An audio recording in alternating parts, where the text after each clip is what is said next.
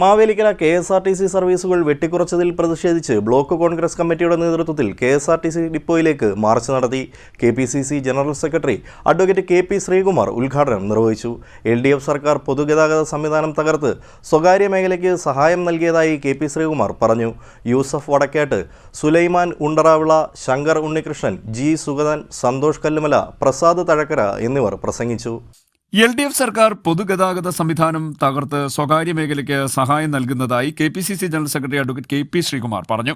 KSRTC സർവീസുകൾ വെട്ടിക്കുറച്ച് Kayamkulam, Changanassery, Harippad, Pathanamthitta chain സർവീസുകളും ഗുരുവായൂർ, തെങ്കാശി, സീതാമൗണ്ട് സർവീസുകളും നിർത്തലാക്കിയതിൽ പ്രതിഷേധിച്ച് മാവേലിക്കരയിൽ ബ്ലോക്ക് കോൺഗ്രസ് കമ്മിറ്റിയുടെ നേതൃത്വത്തിൽ നടത്തിയ KSRTC ഡിപ്പോ മാർച്ച് ഉദ്ഘാടനം ചെയ്യുകയായിരുന്നു KP ശ്രീകുമാർ.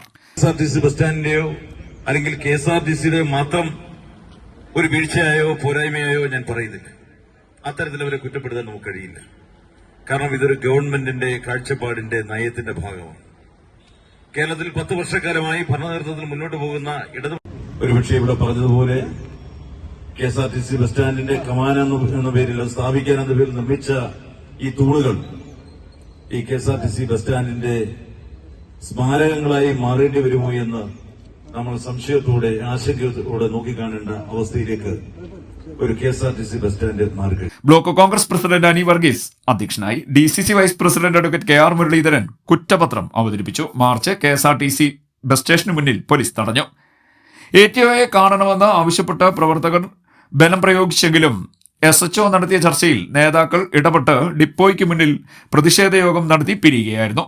KPCC അംഗം കുഞ്ഞുമോൾ രാജു, നഗരസഭാ chairperson Lalitha Ravindranath, vice chairman K Gopan, DCC general സെക്രട്ടറിമാരായ നൈനാൻസി കുറ്റിശ്ശേരി, KL മോഹൻലാൽ, DCC അംഗങ്ങളായ അജിത്ത് കണ്ടിയൂർ, പഞ്ചവടി വേണു, രാജൻ കുറത്തിക്കാട്, SY ഷാജഹാൻ, ഷൌക്കത്ത് വള്ളികുന്നം, മണ്ഡലം പ്രസിഡന്റുമാരായ രാജീവ് കുമാർ, മാത്യു കണ്ടത്തിൽ, രാമചന്ദ്രക്കുറുപ്പ്, പ്രകാശ് സരോവരം, ജസ്റ്റിസൺ പാട്രിക്, യൂത്ത് കോൺഗ്രസ് സംസ്ഥാന general secretary Minu Sajeev, block panchayat അംഗം MS രോഹിത്, മനസ് രാജൻ തുടങ്ങിയവർ സംസാരിച്ചു. CDNet news, Mavelikkara.